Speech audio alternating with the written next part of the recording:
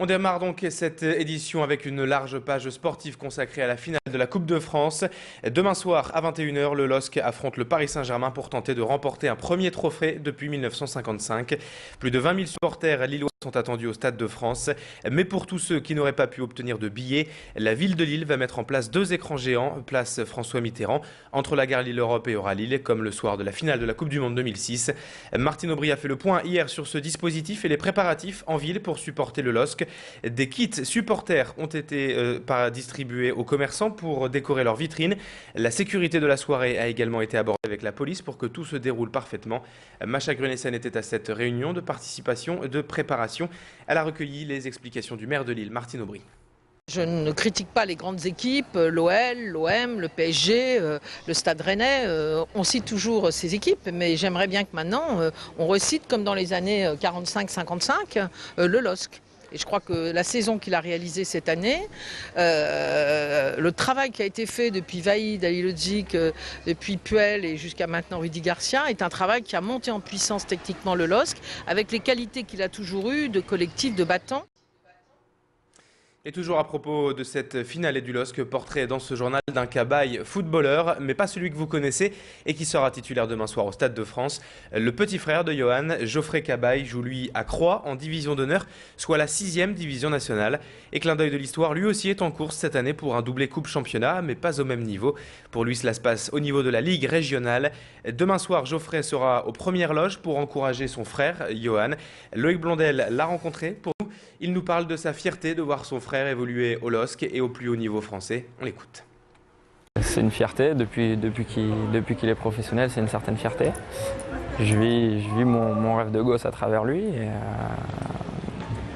voilà, c'est surtout une fierté et on va aller le soutenir pour qu'il remporte cette compétition. Je sais qu'on va être tous placés ensemble, mais où exactement, je ne sais pas. Et on s'ira en voiture avec les parents, l'oncle, les tantes, la famille un peu proche, quoi. Cela fait 500 jours aujourd'hui exactement qu'Hervé Guéquière et Stéphane Taponnier sont retenus en otage en Afghanistan. Les 2 journalistes de France 3 ainsi que leurs 3 accompagnateurs sont captifs des talibans depuis plus d'1 an et demi maintenant. Pour eux, la situation reste confuse et peu de solutions semblent réellement avancer pour leur libération.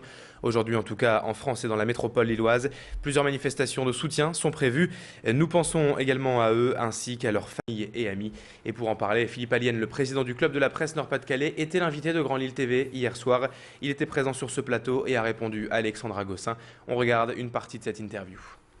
De toute façon, la peur, elle est là tous les jours parce qu'on ne sait pas ce qui se passe. On ne sait pas dans quelles conditions elles sont retenues. Parmi les informations plus ou moins contradictoires et sourcées, ils vont bien, ils vont être libérés bientôt. C'était Libération, il y a quelques semaines, avant qu'on apprenne la mort de Ben Laden. En même temps, à peu près en même temps, ils vont mieux, ce qui veut dire qu'ils étaient malades avant. D'autres informations nous disent qu'ils étaient très malades, mais ils vont mieux, donc ils ont été malades. Comment on a ces informations ? On ne sait pas du tout. En tout cas, les conditions de détention ne sont certainement pas agréables, c'est le moins qu'on puisse dire. Et on essaie de nous faire croire quand même qu'ils vont bien, que finalement ils ne sont pas maltraités, qu'ils ne sont pas enchaînés. On verra leur retour.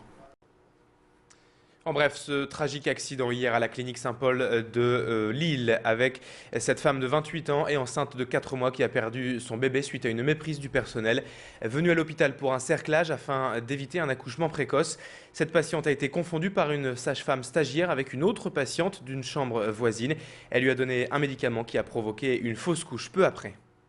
On évoque à présent dans ce journal de futurs travaux rue des Canonniers à Lille, une rue qui relie Euralille et la gare Lille-Flandre au boulevard Carnot. Aujourd'hui, cette rue est à double sens de circulation, 2 voies pour les voitures d'un côté et 2 voies pour les bus et les vélos de l'autre. Mais ce plan de circulation ne semble plus convenir et Martine Aubry l'a même jugé dangereux cette semaine. Des travaux de réaménagement sont donc prévus d'ici au mois de juin pour améliorer la sécurité d'un passage très fréquenté. Écoutez justement l'avis à ce sujet du premier adjoint au maire de Lille, Pierre de Saint-Ignon, interrogé hier par notre reporter. Martine Aubry a décidé de mettre fin à ce qui avait été une erreur dans la manière dont avait été conçue cette rue, qui est dangereuse, mal organisée, où les bus se croisent à l'envers avec les voitures. Donc nous refaisons complètement le linéaire de la rue pour l'organiser de manière normale, avec des bus qui descendent à droite, qui montent à droite, et les 2 voitures et les deux voies de circulation dans chaque sens. Voilà. Donc nous corrigeons ce qui était une erreur d'une rue qui est dangereuse et que nous ne voulons pas qu'on poursuive de cette manière-là. On termine ce journal avec un sujet beaucoup plus décalé. Vous le savez, le festival de Cannes a démarré mercredi soir et la région peut se vanter d'y être représentée et pas seulement dans la compétition de films. Hier, une friterie du Nord est partie direction La Croisette en vue de la promotion d'un film, Les Tuches, avec Jean-Paul Rouve. C'est une société hasbrouckoise, Edimag, qui a fabriqué cette baraque à frites, la même que dans Bienvenue chez les Ch'tis et la friterie Momo. Des frites du Nord seront donc servies pendant le festival de Cannes pour des dégustations gratuites, qui plus est. Présentation d'une baraque à frites en passe de devenir une star, avec le directeur d'Edimag, Hervé Diers, qui s'exprime au micro de notre reporter qui l'a rencontré hier à ce sujet, Baptiste Blic. Le département a pris conscience que les friteries font vraiment partie du décor et puis surtout du patrimoine culturel du Nord-Pas-de-Calais.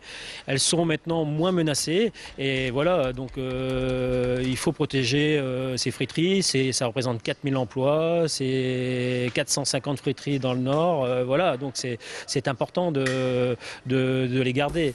Donc le fait qu'on maintenant on présente des friteries dans des films, c'est très important pour nous et ça nous sert et ça sert surtout aux gens qui y travaillent.